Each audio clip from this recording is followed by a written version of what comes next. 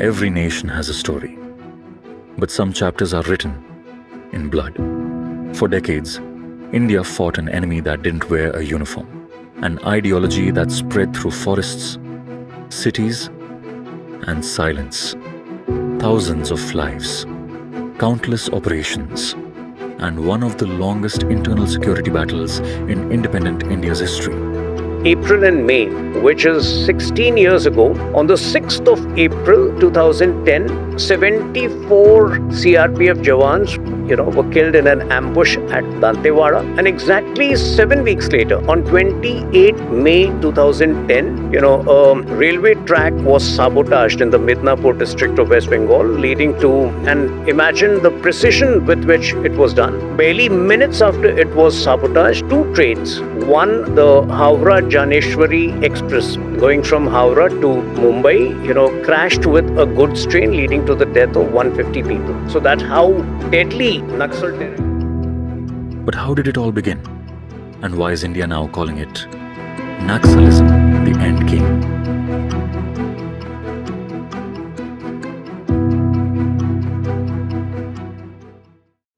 Namaste, Tuhin. Thank you so much for making the time and welcome to the Bharatvaarta podcast. Namaste, Roshan. An absolute pleasure to be on your show. I think I recorded the first time for Bharatvaarta in 2021 in the middle of the COVID crisis. And Ashish had done a show around my book, Mission Shingzan, co-authored book with Clark Prasad. So yes, it's been a long time and wonderful to be back on Bharatvaarta. Yeah, thank you so much. I mean, I should say welcome back. Right. So you've been on the podcast more than a couple of times. So this new book, right, on Naxal terror and how the government has vanquished it, I think it's a phenomenal read. It's very comprehensive and it takes the policy lens as well, which I find really fascinating, right? But my pet peeve is that people don't recognize how much of a threat Naxalism was, right? People have kind of readjusted to the baseline very quickly in the last 5-10 years. Can you give us a sense of how serious a threat Naxalism was? No, you're absolutely right. I think Gen Z and Gen Alpha haven't witnessed terrorism firsthand. So, between 2004 and 2009, while on the one hand, our cities were ravished with bomb blasts from Pakistan-based terror groups executed in India by Indian Mujahideen, simultaneously, many of these brutal terror attacks would take place in the hinterlands, which would not even get adequate coverage because obviously in cities, people were talking about the Pakistan-based terror groups attacking us. So in 2010, April and May, which is 16 years ago, on the 6th of April 2010, 74 CRPF jawans, were killed in an ambush at Dantewada. And exactly 7 weeks later, on 28th May 2010, a railway track was sabotaged in the Midnapur district of West Bengal, leading to, and imagine the precision with which it was done. Barely minutes after it was sabotaged, 2 trains, one the Howrah Gyaneshwari Express going from Howrah to Mumbai, crashed with a goods train, leading to the death of 150 people. So that's how deadly Naxal terror used to be. And then, of course, post that, we have visuals from JNU where, some left loony students were celebrating the killings of CRPF jawans and possibly, the train victims also. So,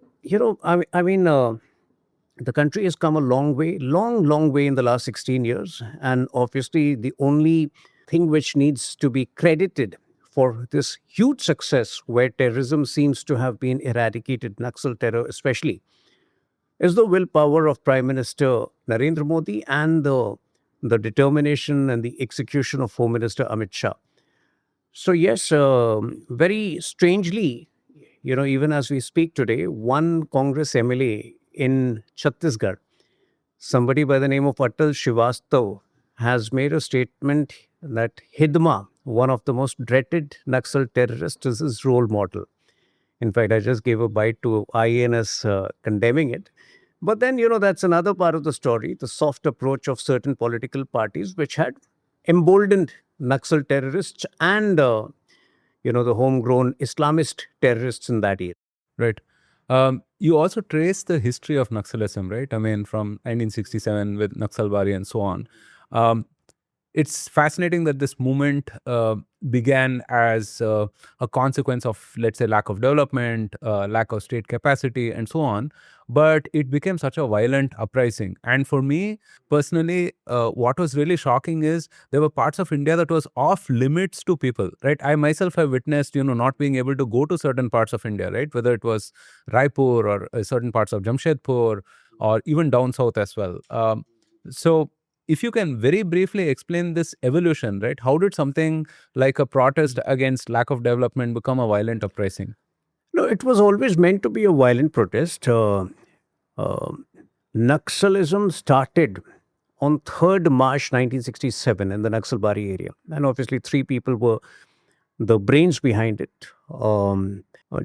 Jungle Santhal, Charu Mazumdar, and Kanu Sanyal. It started on 3rd March primarily as a violent protest against the zamindars, the land owners in that area. But over a period of time, the left-leaning, the extreme left-leaning politicians in Bengal hijacked it. So between 1969 to 1973, especially in those 4 years, it metamorphosed into a violent student protest against the system.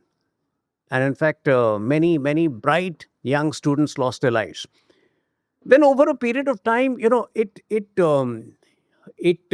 moved in phases. There were phases when it took a violent turn. For example, in Bihar, the 1990s was particularly a very violent phase. Naxals would rise up against the landowners in Bihar. That obviously led to a caste war, which I won't get much into in this podcast. But in Bihar, it was a violent protest against one particular community. Then in 2003, that was a big turning point when two separate splinter groups, the People's War Group and Maoist Communist Center, got together to form the CPIM, which is a CPIM Leninist. CPIM Maoist. Obviously, but even prior to that, obviously in 1969, they had formed CPIL, which is CPIM Leninist, which is the first time when it flared up for 4 years in West Bengal, leading to many, many hundreds of deaths and especially students losing their lives. Then in 2003, the two splinter groups got together to form CPI Maoist. Now, that period coincided with the formation of UPA government, which, for reasons best known to it, was particularly soft on all forms of terror. So, in fact, one of the first decisions which the UPA government took in 2004 was to scrap POTA, which is Prevention of Terrorism Act, which had existed from way back in 1993. Then Sonia Gandhi filled up she had a National Advisory Council, which she filled up with, again, left-leaning Marxist voices, whether it was Jean Dries, whether it was Aruna Roy, whether... Nandini Sundar. Yes, Harsh Mandar. Now, simultaneously, in the same period, in 2005, a local leader from Chhattisgarh, Mahinder Karma, launched a movement against Naxals by the name of Salwa Judum. Obviously, he had suffered, Naxal violence firsthand. So he wanted to organize tribals together and make tribals fight Naxals, because one of the biggest myths surrounding the Naxal movement is that, tribals supported it. Tribals were largely forced to, support it because they had no other option. One, they had become vulnerable to indoctrination by certain thugs who were holding sway over their lives. And two, the government of the day also abandoned its responsibility towards those areas. There is a term called tyranny of distance. The Congress very astutely employed it in the Northeast to justify the lack of development. So for decades, the Northeast was virtually abandoned. They purposely kept the Northeast away from important developmental projects. Why? Because the UPA or the Congress governments of the day would say that, why bother about the problems of the Northeast right now? We have enough of problems around us. So, if the problems have existed, they can exist for 20 more years.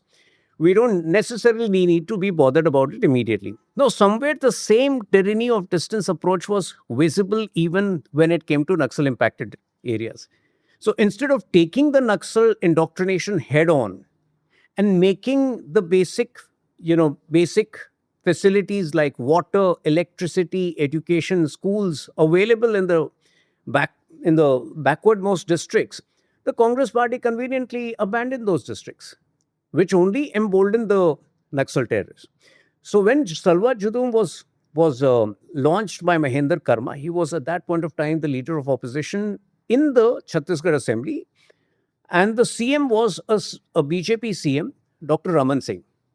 So it is one of the rare occasions both the parties at the local level supported this movement. The movement was subsequently co-opted by the government. It became a government movement. And it led to reasonable success also. Obviously, there were areas where excesses were reported, but that was, in any movement, there are people who misuse that movement for their vested interests, which is what had happened in this case. But largely, that movement had led to a significant mobilization of tribals against Naxals, which is what, was the need of the hour in a place like Chhattisgarh. Unfortunately, it was struck down. Salwa Judum was struck down in 2010 by the Supreme Court. The litigant was Menika Guruswamy, who was rewarded by TMC 15 years later when she became the Rajya Sabha member. The judge who passed that judgment, Sudarshan Reddy, was rewarded by the Congress party 15 years later when they made him their vice presidential candidate. I mean, not their vice presidential candidate, though vice presidential candidate for the country in 2025. Now, what happened post Salwa Judum being struck down was that, there was a fresh wave of Naxal violence with a vengeance.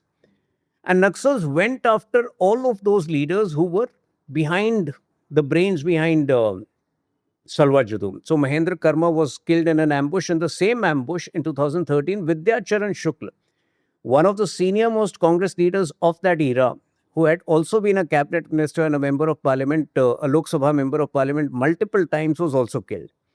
So, look at the irony of the situation. While at the local level, Congress workers were supporting Salwa Judum and fighting against Naxalism, the left-leaning Sonia Gandhi's NAC was actually, kind of tacitly supporting the Naxal movement.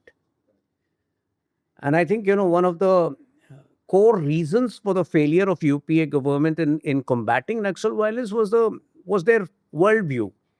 I mean, they refused to see it as a terrorism issue. They would insist that it's a socio-economic problem, which it has ceased to be. When in a single year in 2010, 1,000 people are killed in Naxal violence, you can't call it a socio-economic problem. It was an out-and-out terror movement starting 2004 with the merger of the two splinter groups and the formation of CPI and Maoist. Its stated objective was waging a war against the country. And only a government which was in denial could have ignored that. Yeah. So, one is the lack of political will, right, which you've explained really well. The other is the intellectual cover that some of these folks got, right? I mean, and you talk about urban Naxals here.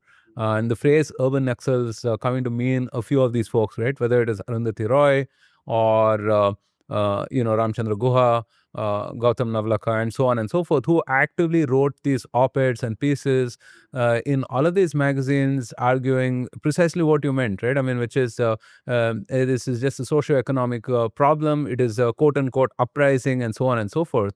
Can you talk a little bit about the role of these folks and how it lent credence to this movement? So we now call these folks urban Naxals, which is the legitimate term. Even Prime Minister Modi has used that term, Andolan Jivis and urban Naxals. Now, see, any movement, any extremist movement can be sustained only, number one, through supply of adequate financial funds and through supply of arms.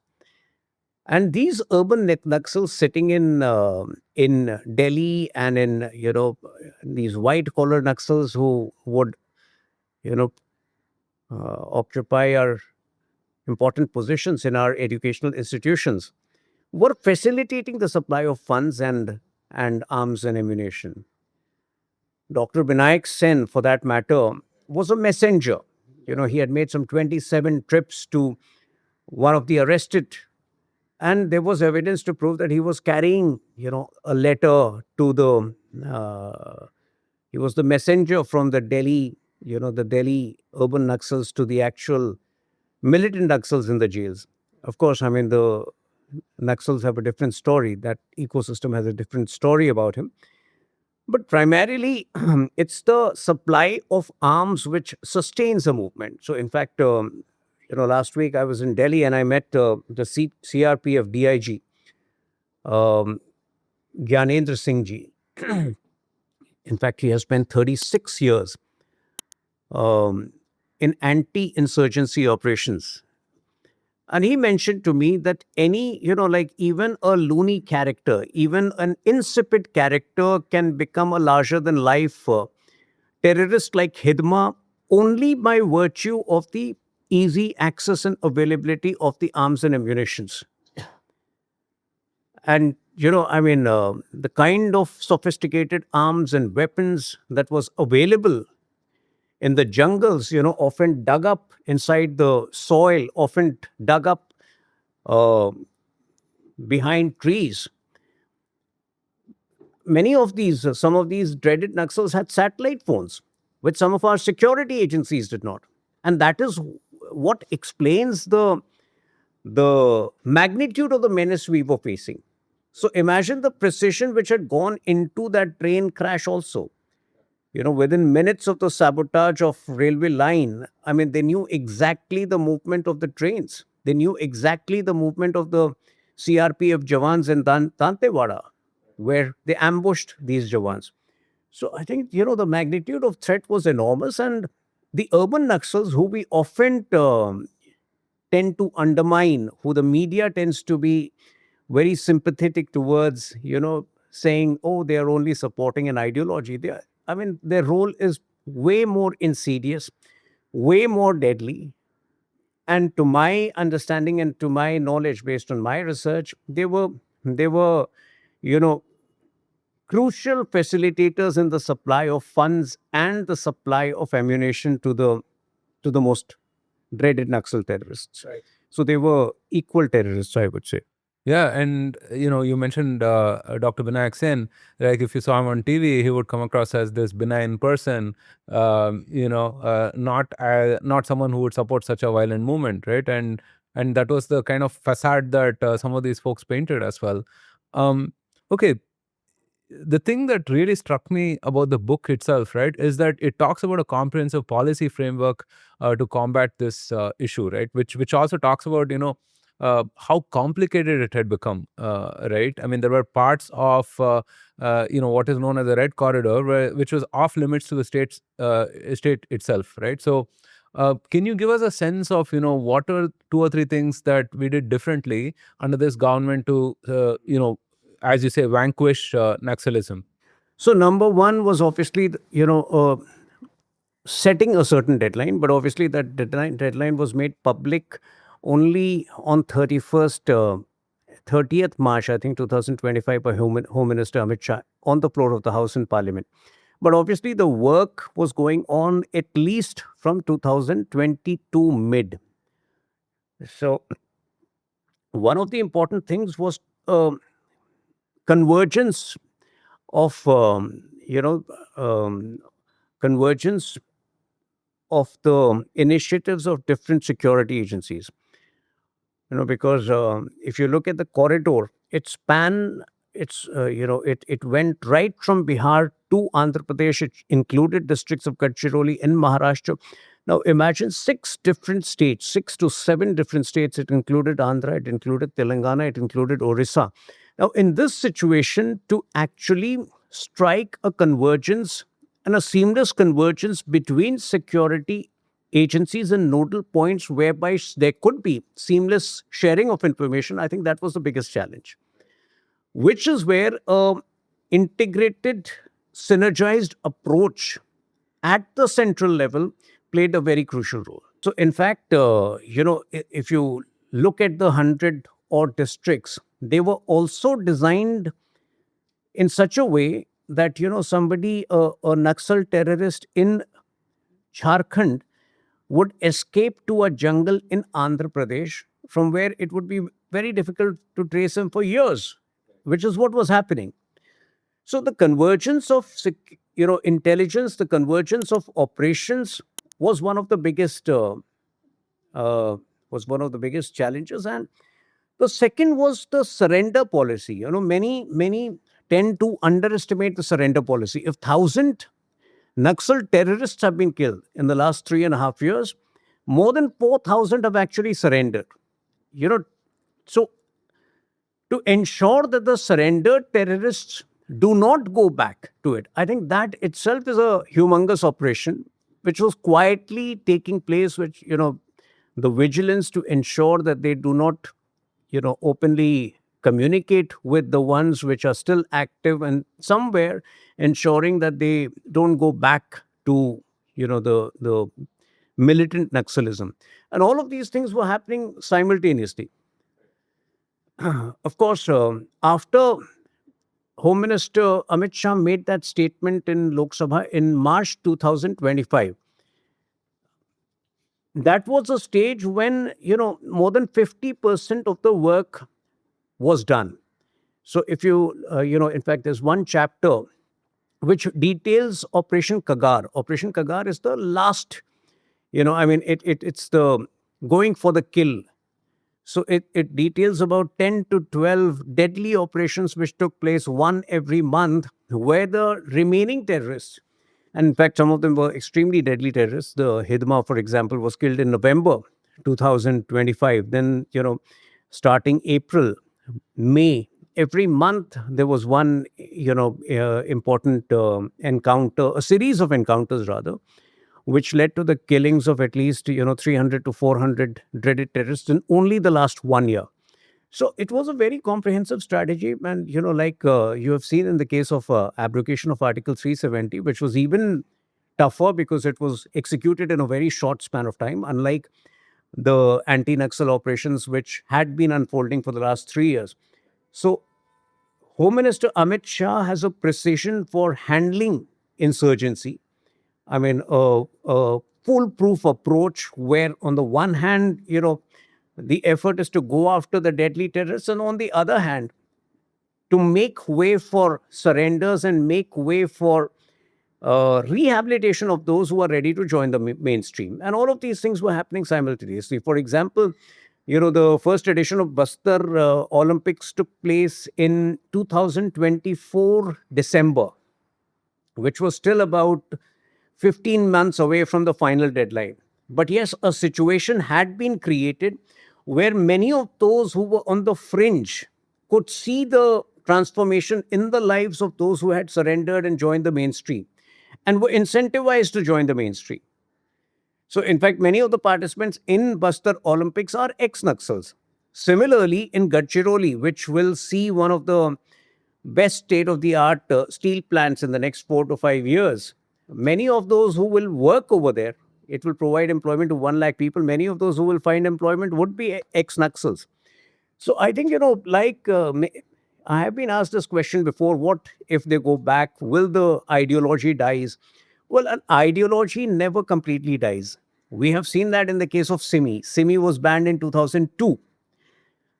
It eventually, parts of it metamorphosed into PFI, Indian Mujahideen, and other groups. But that is where the challenge is, and that is where I think, as Home Minister Amit Shah, he's far better equipped than any Home Minister because, of his hands-on approach, because of his perspicacity, because of his, attention for detail and eye for detail. Yeah. So I don't think Naxalism will ever, get back on its feet. Also because, like I mentioned, one of the key reasons was the government also simultaneously abandoning those areas. So, in fact, one of the chapters in the book is Modi for Tribals, which details how starting 2018, with the launch of the aspirational districts program, 118 districts, tribal districts, mostly tribal districts, which are the most backwards. Now, a special effort was made to ensure that the GDP, in fact, that's work in progress. Eventually, or hopefully in due course of time, we will see GDP being calculated in every district to make sure that every district keeps pace with the more progressive districts. So there has been a concerted effort to make sure that the vulnerabilities, that the inadequacies which were making the tribal population vulnerable to indoctrination was addressed adequately. And I think, that has been a very crucial game changer. Right. If you look at most of the government schemes, whether it is Nal Se Jal, Jal Jeevan Mission, whether it is Swachh Bharat Mission, obviously, most of the beneficiaries, or a large number of beneficiaries, have been tribals, and many of these schemes have been executed to optimal levels in the hinterlands, in some of the most abandoned zones. So I don't think there is any scope for the return of Naxalism, not that I can see in the next 20 years. Yeah. And post that anyway, Marxism is on its way out. No, all of the development and welfare schemes were at such a low baseline, right? Earlier, I mean, we're talking about roads, bridges, water, electricity, and so on. And we've made giant strides on that over the last 10 years. So that baseline certainly has improved to a dramatic extent, for sure, right? So hopefully, we can close this chapter of Naxalism in India, at least for good. Thank you so much for being on Bharatvaarta. Absolute pleasure. Tuhin. Absolute pleasure being here. Fascinating conversation. Thank you so much. Thank you. Namaste. Namaste.